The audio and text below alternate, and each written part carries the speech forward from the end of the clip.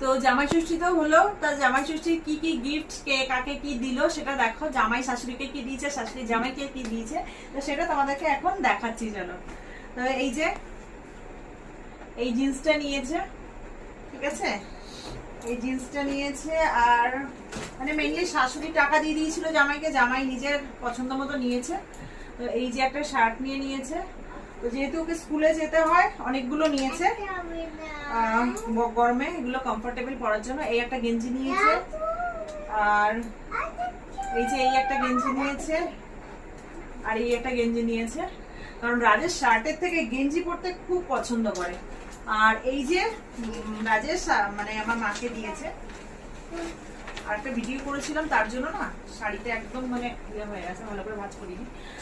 তো এই যে দেখো, এই যে আঁচলটা, আর এই যে হচ্ছে ইয়ে মানে ভেতরে খোলটা, যেটা বলে খোল না কি বলছি আমি, মানে পুরোটা। এই যে এটা হচ্ছে পুরো শাড়িটা। আর এই দেখো ঠিক এই যে বর্ডারটা এরকম গেছে,